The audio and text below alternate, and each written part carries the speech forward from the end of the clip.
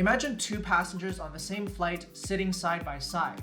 They get to talking, they arrive at the topic of how much they each paid for the flight, and one person paid about $100 for the flight, the other person paid about $1,000 for the flight. It's kind of crazy, right? But actually this situation happens all the time.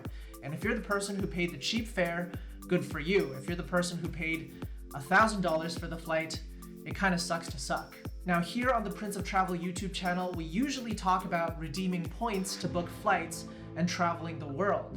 But in this video, I wanted to shift gears a little bit and talk about the best tips for actually booking flights when you're paying cash. Because even if you're somebody who tries to redeem points for flights as much as possible, sometimes you'll still have to pay cash.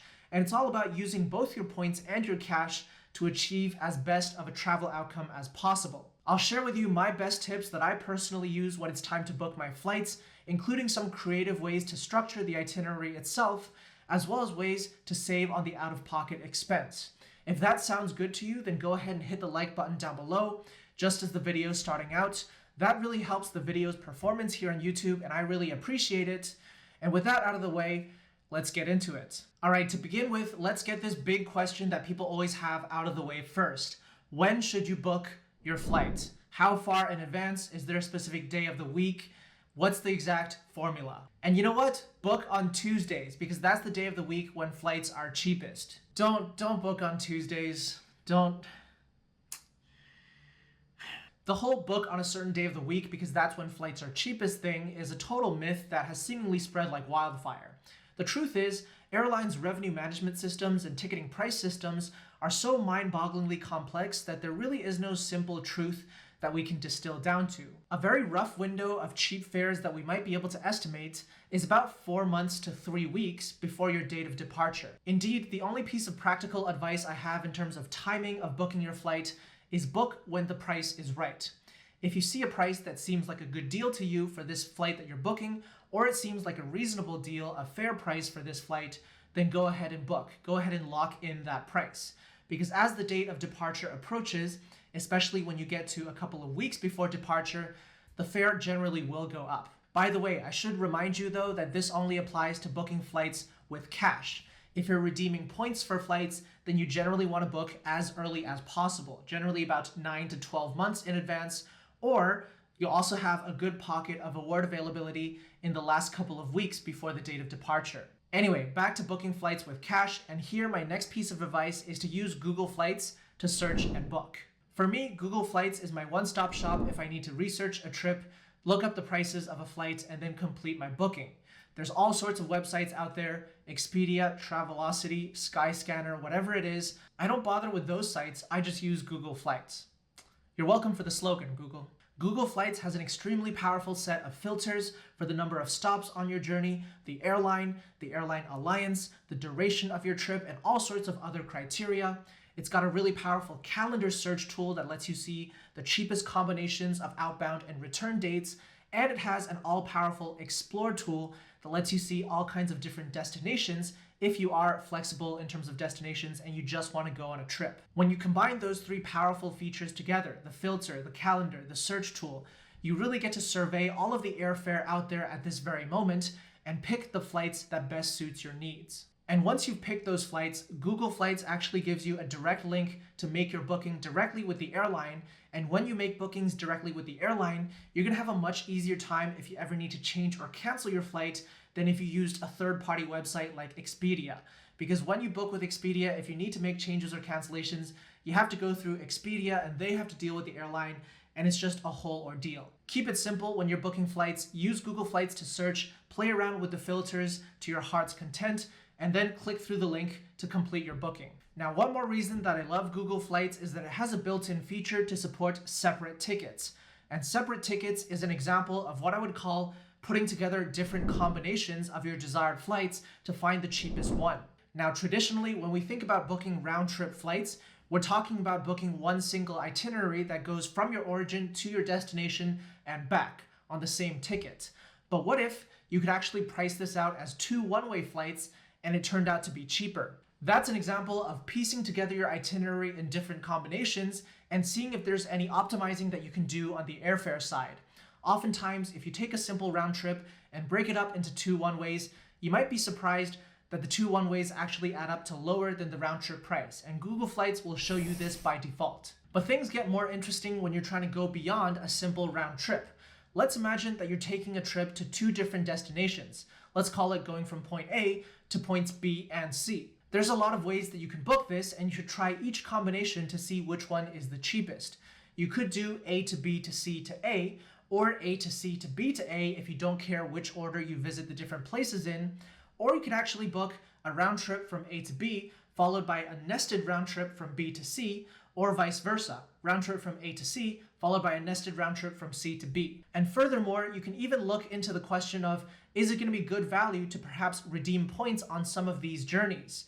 If so, if you can combine a points redemption with cash fares, when each of them makes sense, you're really optimizing your trip when that happens. Given how easily Google Flights lets you see the pricing on all of these different combinations, it'll take you an extra 5 or 10 minutes when you're searching for flights to actually run through this list of combinations, but this might save you $100 or $200 per person if you're lucky.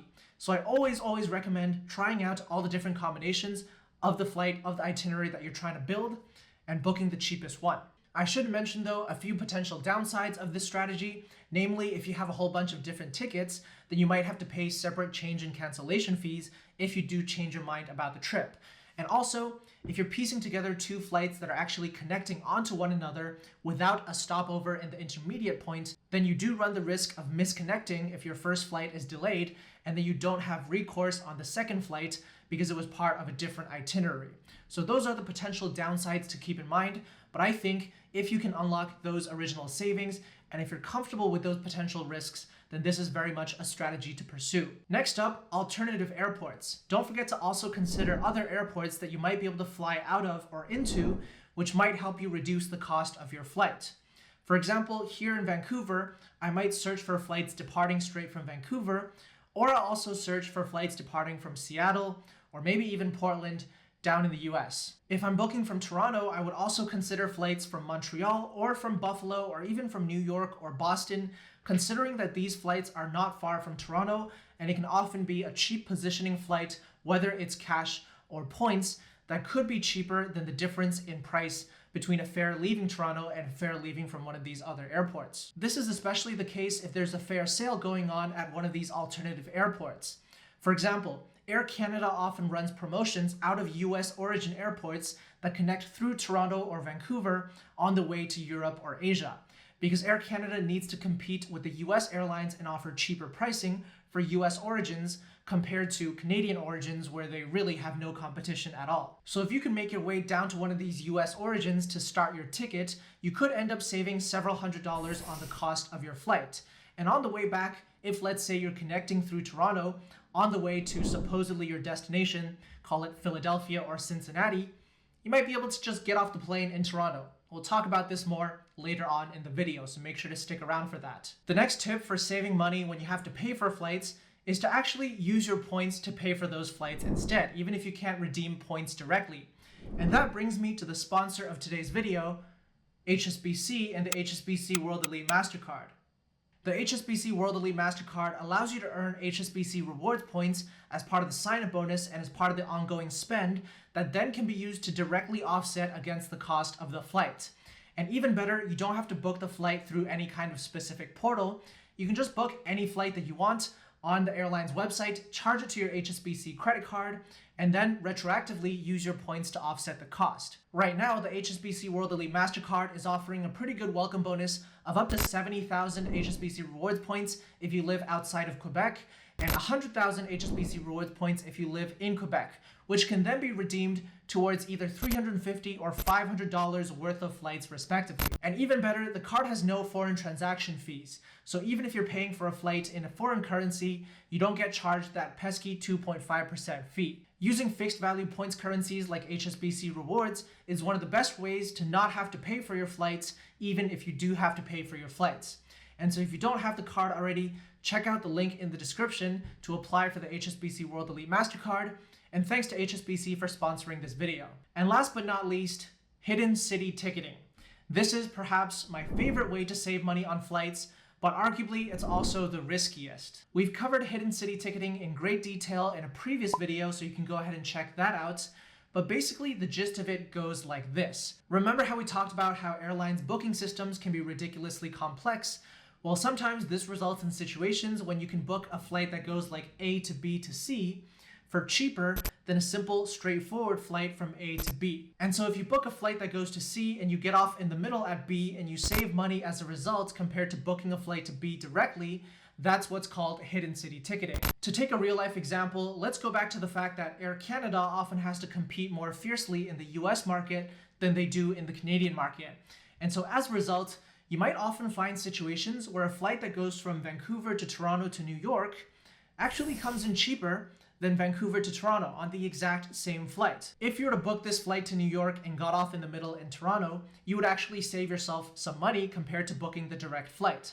Now, airlines, of course, don't like this very much because it circumvents their pricing structures, and so hidden city ticketing is actually expressly prohibited in the airline's tariff, which is the terms and conditions that you agree to whenever you buy a ticket. It's kind of like if you went to a pizza store and half a pizza was priced more expensively than the full pizza, so you bought the full pizza, but you only wanted to eat half of it, but then the pizza store was like, no, you have to eat the full pizza because you bought the full pizza.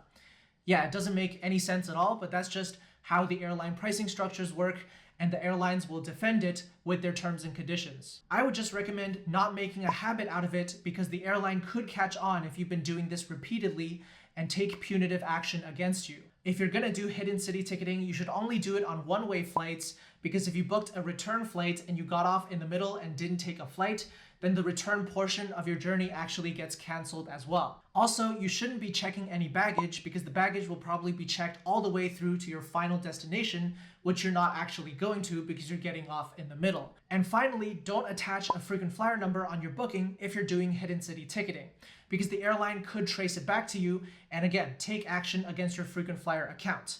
If you must leave a frequent flyer number, make it a frequent flyer account that you don't actually care about.